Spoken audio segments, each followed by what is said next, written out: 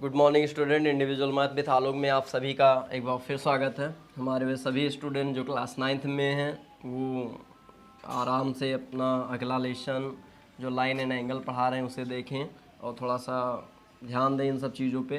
Practice ज़रूरी है, practice करते रहें, है ना। और बाकी जो है प्रयास करते हैं कि आपको कोई प्रॉब्लम किसी भी क्वेश्चन में ना हो। सारे क्वेश्चन, लगभग सारे क्वेश्चन तो हम पुटअप ही कर रहे हैं, एक आध छूट जा रहे हैं तो उसके लिए जो है आप ही जिम्मेदार हैं। हम तो बहुत इजी छोड़ रहे हैं, बाकी आप लगाइए। नहीं लगता है तो शेयर कीजिए, शेयर नहीं तो कांटेक्ट कीजिए, है ना। तो कुछ तो करना ही पड़ेगा, बिना करे कहाँ पढ़ पाओगे, है ना। तो इम्पॉर्टेंट ये है कि कुछ ना कुछ करते रहिए। चलिए फिलहाल हम 6.1 से मिल रहे हैं, क्वेश्चन नंबर 1 से। जिनके पास NCERT की बुक है वो बुक देख लें, जिनके पास नहीं है वो बस हमारी वीडियोस को देखते रहें, समझ में आ जाएगा कुछ ना कुछ। चलिए फिलहाल आज ज़्यादा क्वेश्चन मायने नहीं रखते, आपको जो है फिगर बनेगा उससे क्लियर हो जाएगा कि हम क्या कहना चाह रहे हैं। फिलहाल है तो पढ़ दें। ये फिगर में दिया पहले फिगर ही बना दें ताकि आपकी भी समझ में आ जाए कि हम पढ़ाना क्या चाह रहे हैं। एक लाइन ऐसे गई है, ये एक सीधी लाइन है, इसे हम सीधी लाइन, स्ट्रेट लाइन बोल देते हैं। एक लाइन इंटरसेक्ट कर रही है और पॉइंट का नाम O दे दिया है। ये लाइन है AB और ए लाइन है CD, ऐसे नाम दे दिया है। और ये इंटरसेक्ट कर रही O पे और एक एरो यहाँ से चलती है और इसका नाम है E। तो ये तो बात हो गई इसके नाम की। अब एंगल को हम देखें तो उसके लिए हमें पढ़ना पड़ेगा। चलिए पढ़ते हैं हम क्वेश्चन नंबर 1 आपसे ये कह रहा है कि जो है फिगर में AB और CD जो है इंटरसेक्ट O पे कर रहे हैं। इफ़ AOC एंड BOE 70 है। अब यहाँ से इम्पॉर्टेंट देखिए कंडीशन क्या दे दी है, AOC and BOE equal to 70। AOC कहाँ है, चलिए AOC के पास, AO और C और फिर BO और E, यानी ये एंगल और ये एंगल दोनों मिला के कितना है 70 है। इक्वल नहीं है, इक्वल के चक्कर में मत रहना, ये ऐसे एंगल। अब चलो इक्वल नहीं लग रहा, चलिए फिलहाल। और उसके बाद BOD को का मान दे दिया है, BOD का मान दे दिया है, ये मान BO और D का मान दे दिया कितना 40। बस अब इतना मिल गया, समझ लो सब मिल गया। आप देखिए कैसे, ध्यान दो, बहुत ईजी है। BOD का मान 40 है और ये लाइन इंटरसेक्ट कर रही, कहीं ना कहीं अगर आप ऐसे जाइए तो आपको x लिखा मिलेगा, जो ये होगा वही ये होगा। अगर हम यहाँ पर देखें तो हम लिखेंगे AOC equal to BOD equal to 40। क्यों लिख देंगे, वर्टिकली अपोजिट। आप लोग जो हिंदी में हैं वह स्टूडेंट लिख लीजिएगा शीर्षाभिमुख कोण, है ना। तो हमें मिल गया AOC की वैल्यू जो BOD के बराबर है, ऐसा हमें मिल जाता है। तो एक ये मिल गया, अब इसे उठा के इसमें रख दो तो दूसरा मिल जाएगा, देख लेते हैं। फ्रॉम 1 इसे इक्वेशन 1 मान लो, यहाँ लिख दो फ्रॉम 1। तो AOC प्लस में BOE इक्वल टू 70। AOC का मान 40 मिला है, BOE का मान आपसे पूछ रहा है। कक्षा 5 में जाइए और इजी तरीके से आप हल कर लीजिए, इस तरह के माइनस हो जाएगा, यानी BOE का जो मान है वो कितना आ जाएगा 30। एक वैल्यू ये मिली थी, इससे हमें ये मिल गया और इससे हमें ये मिल गया, इतने सारी वैल्यू मिल गई। अब देखिए क्या करना है।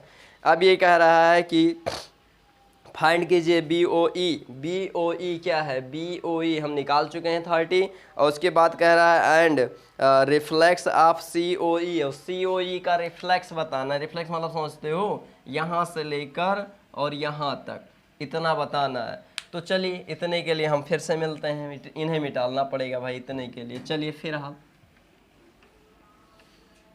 अब हम यहाँ पे क्या करते हैं, यहाँ पर लिखते हैं इफ़, चूँकि AB इज़ अ लाइन, यदि AB लाइन है तो बाई लाइनर पेयर,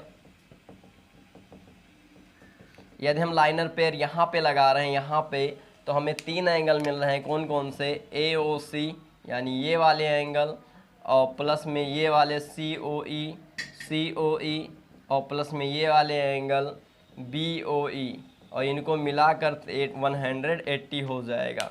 यहाँ पर 2 वैल्यू दी है, एक तो आपका 40 दी है और एक तो आपका COE याद करना है, एक तो आपका 30 दिया है, यानी कुल मिला के COE बराबर हो जाएगा 180। ये दोनों जोड़ के इधर आएंगे, घटेंगे, तो COE की वैल्यू हो जाएगी 110, है ना। COE की वैल्यू 110 मिल गई। अब आप खुद सोचिए, अगर ये 110 है तो इसका रिफ्लेक्स क्या होगा, ठीक है ना। तो गलत तो कुछ नहीं हो रहा, सही है। तो यहाँ पर आप चलेंगे, फिर से लिखेंगे रिफ्लेक्स ऑफ COE के रिफ्लेक्स के लिए हमने क्या बताया था कि इस पूरे को चाहिए, और इस पूरे का मतलब ये है कि इस पूरे में से इतने को निकाल दें। पूरा क्या होता है 360, और 360 में से COE को निकाल दो, तो 360 में से 110 को निकाल दो, यानी 250 आपका आंसर हो जाएगा। कितना इजी लगा बताइए, बहुत इजी क्वेश्चन है, आप लोग कर लीजिएगा। हम इरेज कर रहे हैं और चल रहे हैं अगले क्वेश्चन पे। चलिए फिलहाल एक क्वेश्चन और देख लेते हैं, केवल लास्ट, यही आपके लिए बहुत है क्योंकि इसी से रिलेटेड सारे क्वेश्चन हैं। अगर आप चाहोगे तो एक्सरसाइज में एक भी क्वेश्चन नहीं बचेंगे, अगर आप होशियार होगे तो एक भी क्वेश्चन नहीं बचेंगे। अब डिपेंड करता है कि आप प्रूफ कीजिए कि होशियार हो या नहीं हो, है ना। अगर नहीं हुए तो ऐसे बैठे रहोगे चुपचाप बिना किसी रिएक्शन के, है ना। अगर होशियार हो, एक्टिविटी है, तो ज़रूर एक आध क्वेश्चन ट्राई करोगे, नहीं आएगा तो पूछोगे। चलिए फिलहाल आगे, ये हो गया। यहाँ से हम बात करते हैं, यहाँ पे ये ऐसे आपके एक फिगर बने हुए हैं, ये सब रो लगा हुआ है, इनके लिए परेशान मत होइए, हमने बता दिया था ये सब। यहाँ पे ऐसे 90 का निशान लगा तो 90 पहले ही लिख लो। फिर उसके बाद यहाँ पर A लिखा हुआ है, यहाँ पर B लिखा हुआ है, यहाँ पर C लिखा हुआ है, इतनी सारी वैल्यूज़ दे दिया, पढ़ना पड़ेगा। ये कह रहा है XY एंड MN, अच्छा XY लिखा हुआ है, XY मान लो और MN मान लो, ये दो लाइनें हो गई। इसे P मान लो, एक स्ट्रेट लाइन ये भी लिखी हुई है। कहते हैं कि ये वो पर इंटरसेक्ट कर रही है, लिखा हुआ है ये। फिर POY 90 अंश से ये भी दिया है।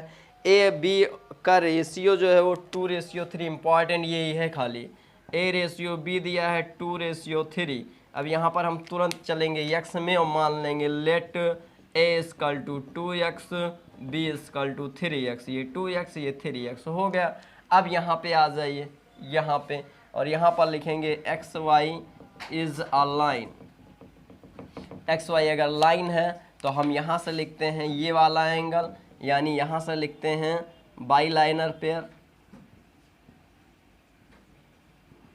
ये वाला एंगल XO, इसे हम O नाम दे रहे हैं, XO और M, प्लस में ये वाला एंगल MO और PO, प्लस में ये वाला एंगल PO और Y = 180। ये हो गया।